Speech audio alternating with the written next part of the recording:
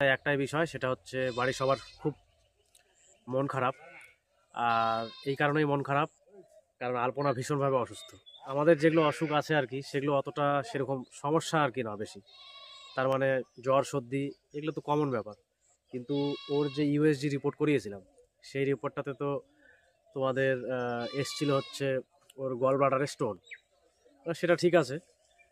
আর পরে আবার আমরা ব্লাড টেস্ট করিয়েছিলাম। ওই ডাক্তারই লিখে দিয়েছিল, কিন্তু তখন হয়নি। হ্যাঁ হ্যাঁ, তুমি বললে না যে রক্তের রিপোর্টটা পরে আসবে। হ্যাঁ, তার মানে ওই একসঙ্গে সেই দিনই করেছিলাম। তোমাদের তো বলেছিলাম যে ব্লাড রিপোর্টও আমরা করিয়েছি, ডাক্তার লিখে দিয়েছিলেন ডক্টর সঞ্জয় দত্ত। তো ব্লাডের রিপোর্টটাও খুব খারাপ এসছে, খুবই খারাপ, বেশিরভাগই খারাপ এসছে।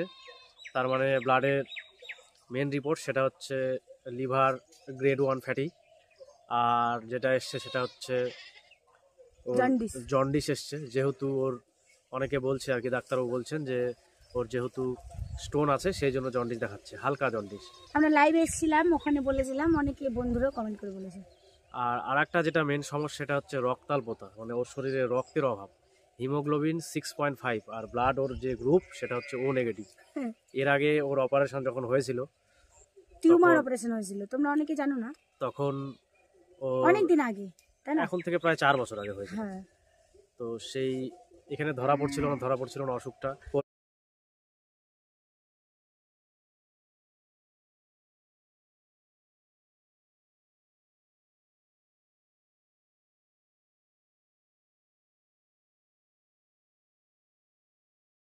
কলকাতাতে এনআরএসে গিয়ে ওই মানে ধরা পড়েছিল যে ওর নিউরোফাইব্রোমা হয়েছিল।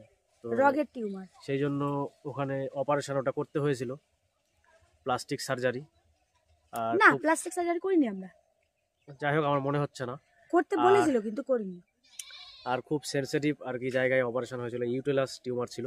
আর এখন যেটা ওর সমস্যা সেটা হচ্ছে রক্তে হিমোগ্লোবিনের পরিমাণটা খুবই কম, 6.5। আমরা ডাক্তারবাবুকে বললাম, ডাক্তারবাবু বললো যে অত ঘাবড়ানোর কিছু না, শারীরিক সমস্যার জন্য অনেক সময় রক্ত কমে যায় শরীরে ঠিকঠাক খাওয়া দাওয়া, ঠিকঠাক ফল খেতে হবে। মানে যেগুলো ফল খেতে বলেছে, যেমন বেদানা খুব করে খেতে বলেছে, আর খেতে বলেছে হচ্ছে বিট, আর সেই সঙ্গে খেতে বলেছে মোচা, থোড়, কলা, মানে ফল বেশি বেশি করে খেতে বলেছে। তাহলে বলছে যে 2-3 মাসের মধ্যে মোটামুটি 8, 8.5, 9-এর উপরে চলে আসবে। আর কিছু ওষুধ দিয়েছে, সেগুলো ওষুধ চলছে ওর। এখনও ওর বমি বমি ভাবটা যায়নি, মাঝে মাঝে হঠাৎ করে একদিন করে বমি বমি ভাব করছে। আর অনেকে আমার বন্ধু বান্ধবরা বলছে যে গল ব্লাডারের স্টোন নাকি গলে না, মানে ওটা গলে বের হওয়ার রাস্তা নেই। কিন্তু ডাক্তারবাবু বললেন যে গলে যাবে, কোনো অসুবিধা নেই, তোমরা 3 মাস ওষুধ খাও, 3 মাস পরে আবার চেক আপ হবে, সেই চেক আপে আবার দেখতে পারবা যে গলেছে কিনা বা অতখানি আছে নাকি। তো সেই বিশ্বাস নিয়ে আমরা ওর ওষুধ খাওয়াচ্ছি। এখন মেন সমস্যা